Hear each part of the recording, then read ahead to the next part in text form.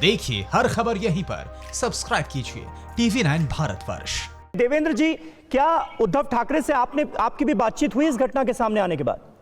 नहीं, इस घटना के बाद मेरी उनसे बातचीत नहीं हुई है, लेकिन मैंने पुलिस महकमे से बातचीत की है, कुछ जानकारी भी प्राप्त करने की कोशिश की है और अभी मेरे पास जो चीजें आ रही है वो पुलिस को मैं देने की कोशिश भी कर रहा हूँ। अच्छा देवेंद्र जी, मैं ये देख रहा हूं कि हालांकि कहीं ना कहीं जब ऐसी घटनाएं सामने आती हैं तो राजनीतिक बयानबाजियां भी शुरू हो जाती हैं। उद्धव ठाकरे और शिवसेना के साथ मिलकर आप लोगों ने इतने समय तक सरकार चलाई है, शिवसेना के साथ आपका इतना पुराना गठबंधन रहा है और आज मैं देख रहा हूं भारतीय जनता पार्टी के तमाम नेताओं की तरफ से एंटी हिंदू साबित करने की कोशिश की जा रही है उद्धव ठाकरे को इस घटना के सामने आने के बाद। इसके पीछे क्या मकसद है या फिर इसे सिर्फ खालिस राजनीति माना जाए? देखिए, सवाल ये कि जिस प्रकार से ये घटना हुई है जी, इस घटना की निंदा तो होगी ही, बिल्कुल। और जब निंदा होगी तो इसकी जिम्मेदारी किसकी होगी? जिम्मेदारी तो मुख्यमंत्री की और गृह मंत्री की होगी, जिम्मेदारी तो सरकार की होगी। तो मुझे ऐसा लगता है कि अगर सरकार की जिम्मेदारी को बताना ये गलत है तो फिर इस प्रकार से कैसे चलेगा। और इसलिए मैं ऐसा मानता हूं कि सरकार को अपनी जिम्मेदारी लेनी भी पड़ेगी, इस पे करेक्टिव एक्शन लेना भी पड़ेगा और विशेष रूप से देश भर के संत समाज में जो गुस्सा भरा हुआ है उस गुस्से को समझकर उसको एड्रेस भी करना पड़ेगा। लेकिन ये सरकार की तरफ से बार बार कहा जा रहा है कि इस मामले में कोई कोताही नहीं बरती गई और जब जैसे ही ये मामला सामने आया फौरन 110 लोगों को गिरफ्तार किया गया और जो दोषी हैं वो किसी भी हाल में बख्शे नहीं जाएंगे। आपको लग रहा है ये काफी नहीं है, तो होना आपके हिसाब से क्या चाहिए? देखिए, घटना घटी उसके बाद बहुत सारे समय तक तो किसी को गिरफ्तारी नहीं किया गया था, चंद लोग बिल्कुल गिरफ्तार किए गए थे।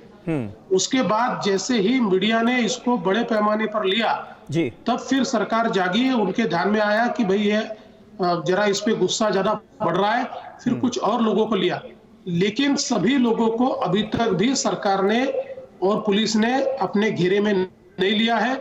मुझे बताइए, छोटी सी बस्ती है, छोटा सा एरिया है सारा, और उस एरिया में जो लोग सारे वहां पर इतने इकट्ठा हुए और इतने अलग अलग एमेच्योर वीडियोस तैयार हुए, सबके चेहरे उसमें दिखते हैं। ऐसे समय 2-2 दिनों तक हम पकड़ेंगे, हम चिन्हित करेंगे, ये कौन सी सरकारी नीति मुझे समझ में नहीं आती। ऐसे मामलों में मेरा क्या मानना यह है, बिल्कुल कड़ाई के साथ तुरंत सबको आइडेंटिफाई करके पकड़ा जाना चाहिए।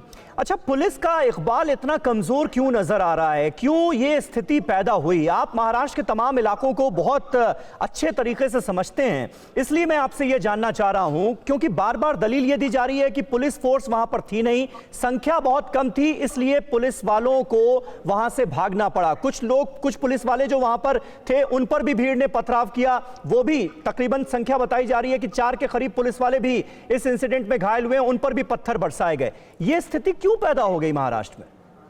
देखिए, पहली बात तो ये होती है कि पुलिस की संख्या से भी ज्यादा पुलिस का डर महत्व का होता है। कई बार बहुत सारे लोग होते हैं तब भी 2 पुलिस वाले उनको संभालते हैं, लेकिन जिस प्रकार से पुलिस सरेंडर कर रही थी वहां, उसके चलते जो दंगाई थे, जो भीड़ के लोग थे, जो जानबूझकर मिसक्रेंट टाइप के लोग थे, उन्होंने उसका फायदा लिया और उन्होंने एक प्रकार से वहां पर हमला बोला।